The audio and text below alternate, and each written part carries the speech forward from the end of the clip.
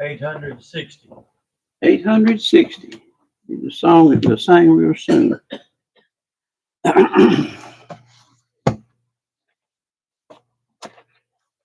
860.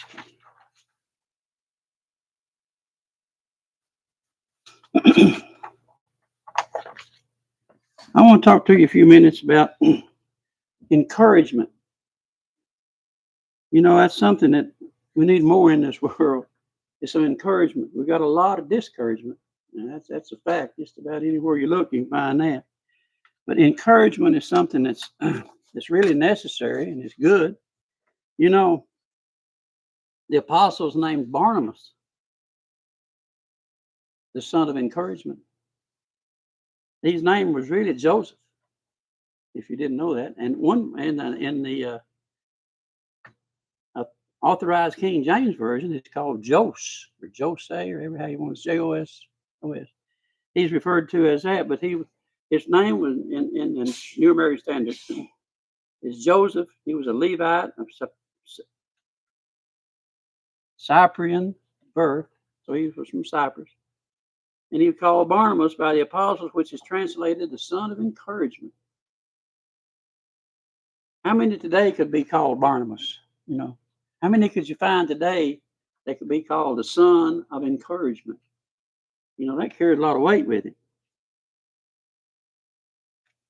By example, Barnabas showed a lot of encouragement. He encouraged, a lot of folks by taking a piece of land and selling it and giving the money to the apostles. He took and laid it at their feet. Acts 4 and verse 37 tells us this, that he owned a tract of land and he took and sold it and he brought the money and he laid it at the apostles' feet. Now, that encouraged a lot of those people because now they've got some money and they can buy food and stuff with because they was getting probably at this time, some of them getting kind of hungry.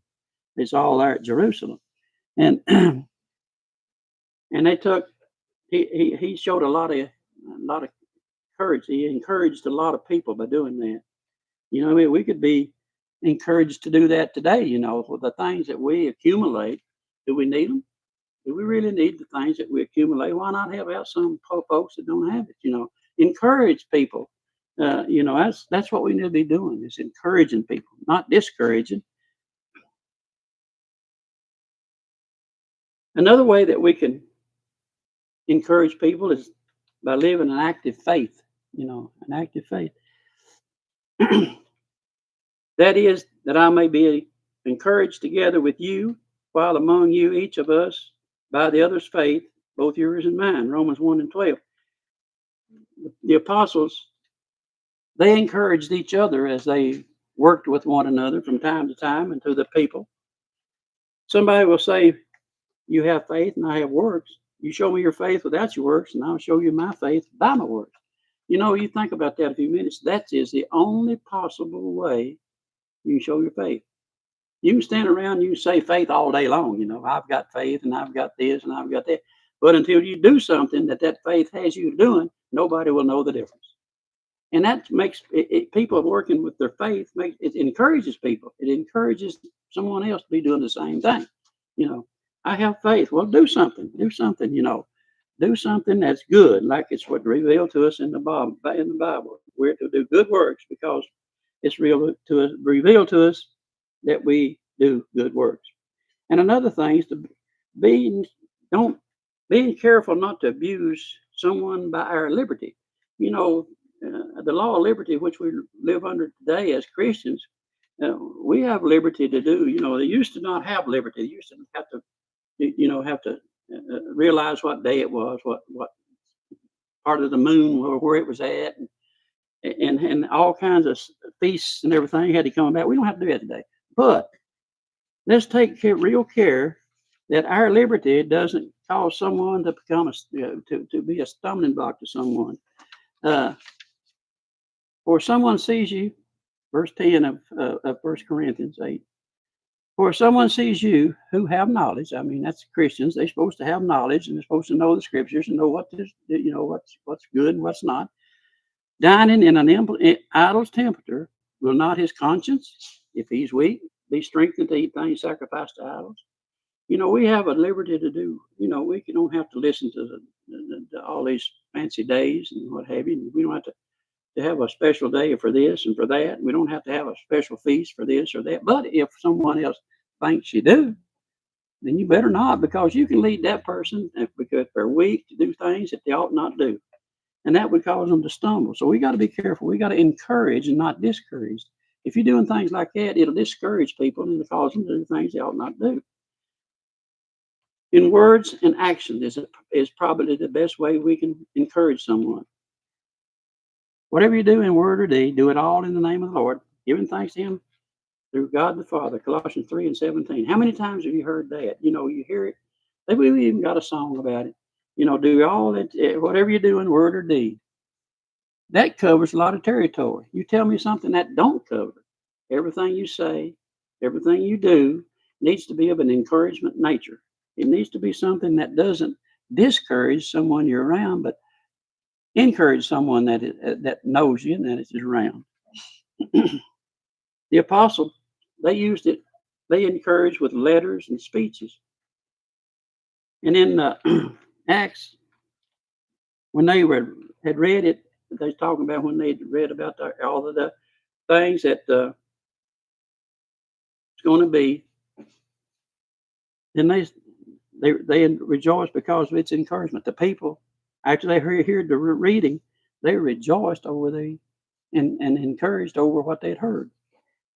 Judas and Silas, also being prophets themselves, encouraged and strengthened the brother with a lengthy message. Acts 15:31-2.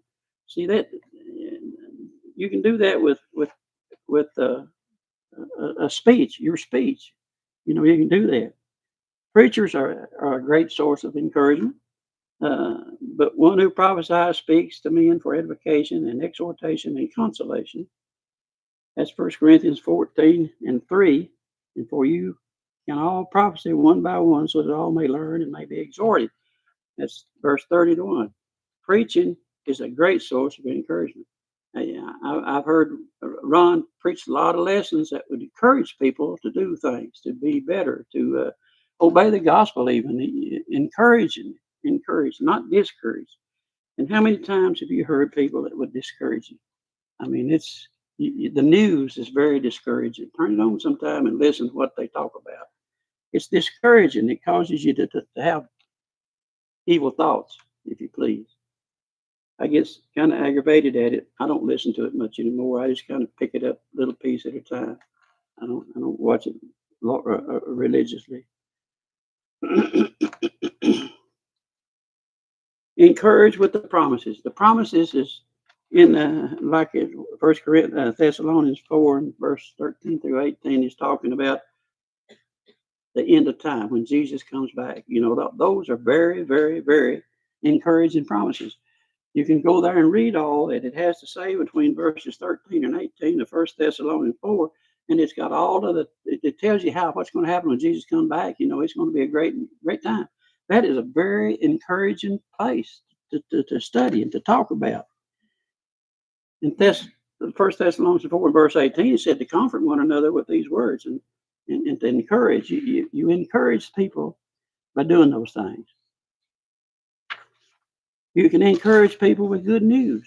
The Ephesians was encouraged when Tychicus, when he came from Paul and gave them the information that what kind of state Paul was in and what have you. He said in Ephesians 6:21-22, he said, but that you also may know about my circumstances, how I am doing. Tychicus, the beloved brother and faithful minister in the Lord, will make everything known to you. I've sent him to you for the very purpose, so that you may know about us and that he may comfort your hearts. That would encourage these people when they heard about Paul, the things that he was doing. He was in jail, and he was still preaching and teaching. Now that's encouraging. That's encouraging those people that weren't in jail to really preach and teach, and to do the will of God. Another thing that the Colossians was very encouraged about was Paul when he said that in the letter to him, he said, I want you to know how great a struggle I have on your behalf, and for those who are at Laodicea, And for all those who have not personally seen my face, that their hearts may be encouraged, having been knit together in love and attained to all the wealth that comes from the full assurance of understanding, resulting in a true knowledge of God's mystery, that is, Christ himself. Colossians 2 with the first two verses. Paul, he wanted to come to them, but instead he wrote them a letter, and it really encouraged them because of the things that he put in that letter. And it do us well to study that ourselves, and learn how what he did to help those people out. We can be a very, very encouraging with our presence. Hebrews 10:25. Think about what that says.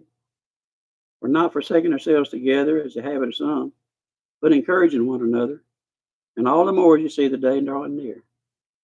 That's encouraging. That is encouraging. If we come together like we should, when we should, people are seeing that's encouraging to them. That is encouraging to them. They think, well, maybe we ought to go over and see what's going on. Encourage. So, what do we learn out of that? Well, we learn that a good example does a whole lot. We looked at some of the apostles, their examples that they had toward their people, and they encouraged them and everything. The apostle said, be imitators of me, just as I also am of Christ, in 1 Corinthians 11 in the first verse. We need to be imitators of Christ. We need to be imitators of Paul. Paul's all right. There could be someone you personally know that you could be an imitator of if they're following the scriptures. You could imitate them. I know of people, and I've met, Bible people that I wouldn't care to be compared with, because they were God-fearing men. They taught the Bible. They done a good job of it. And Paul said to be imitators of him as he was of Christ. So you can be imitators of anyone that is of Christ, that are teaching things of Christ, but especially Jesus. That's who we need to try to imitate. That's who we tried. Paul was. That's who we was imitating. Words of encouragement, just words of encouragement. We can encourage people the things that we say. In Proverbs 15:1, it says, a gentle answer turns away wrath, but a harsh word stirs up anger. Have you seen that in your life? I know you have. I've seen it. It's not necessarily the words; it's how you say them. You can have be saying the right words, but if you say them in the wrong attitude, it'll cause wrath. It can cause wrath. But the gentle answer turns away wrath, and we need to try to be as gentle as we can when we're dealing with people, and try to encourage and not discourage. Really makes a big difference in encouraging someone by being present at all the worship services and then Bible classes. Remember Hebrews 10:25. Remember what it says. Not forsaking. And all my life, I've seen that done. I've seen forsaking done. I've seen it done, and it's still done, and it'll still be done. But that's beside the point. We, as Christians, do not need to do that. And anyone within the sound of my voice knows that. It says that very plainly, so we better not. On the first day of the week, when they gathered together to break bread, Paul began talking to them. He intended to leave the next day, but he prolonged his message until midnight. And them people were really encouraged. How would we feel if Ron talked to midnight? Would we be encouraged? They were. And I'm sure they loved what he was just loved what he was saying, because he was telling these people, talking from who knows when till midnight about the scriptures, about Jesus, about God. Very encouraging. They came together on the first day of the week. Every week has a first day, and we should take advantage of that first day to come together to encourage one another. And that's the main objective of this little thing I've got here is to say that every time, shall we say, the doors are open for religious matters, that we need to be here. It's encouraging. It encourages each one of us for the other one to be here. We're all members one of another. And you take one out, that's like taking a brick out of a building. It's a little weaker. You take one out of here, it weakens it a little. So we need to be a very encouraging group of people. And you do that by showing up, by the way you talk, by the way you act, what you do all your life during the day. Encourage, not discourage. I hope you got something out of it. I did. I did. Encouragement. That's a very good topic. That's why they named Barnabas. He was the son of encouragement. That's what the word means. He's really Joseph. And he was such an encouraging, they said, we're just going to call him Barnabas because he is so encouraging. How many of us can be called Barnabas this day? Are we that encouraging? I hope so. There are those in the audience that are subject for the gospel. Let it be known as we sing this song that was suggested. He is my everything.